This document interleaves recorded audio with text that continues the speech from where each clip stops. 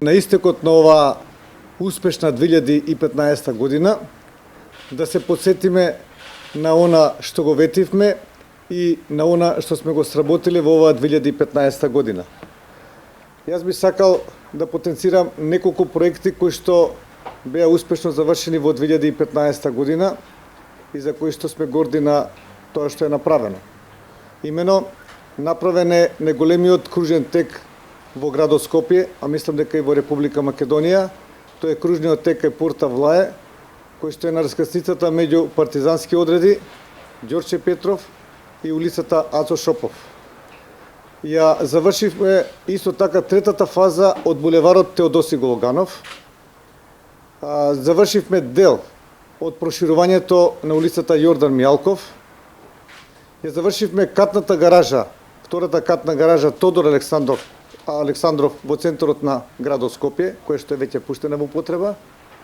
Исто така го реконструиравме булеварот Јане Сандански на оној дел кој што беше најоштетен. Господин градоначалник, во отчетот гледаме дека повеќето проекти се проширување на булевари и улици, кружни текови, исто така и за 2016 тоа е планирано. Меѓутоа, кој е отчетот за загадувањето на воздухот и кои се мерките кои ги планирате во 2016 година? Бидејќи главниот град на Македонија е меѓу најзагадените во Европа. Да. Значи, јас ви кажав кои се надлежностите на градот Скопје во областа на загадувањето и во областа на екологијата. Значи, кој што напоменав дека градот Скопје оваа година засадува 9500 дрвја по булеварите, парковите и блоковското зеленило.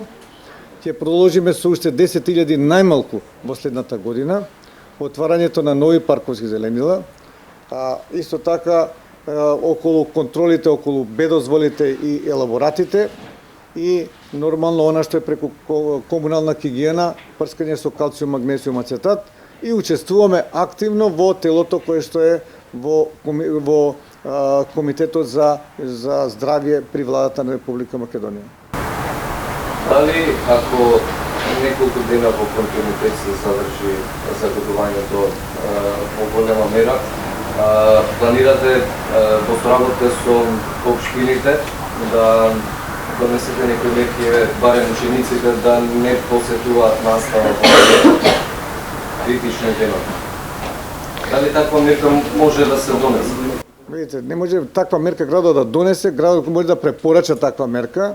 Ја го кажав на една од минатите седници, значи доколку неколку дена, значи повеќе од 5 дена биде таква состојбата, во тој случај заедно со градоначалниците на општините ќе седнеме и ќе предложиме мерка до соодветното министерство при владата на Република Македонија. Добро. А уште едно прашање само е да ни кажете вие и како градоначалник и како жител на Скопје, на кој начин вие се справувате со загадувањето? Ви го кажав, сега одговорив. Ви одговорив сега.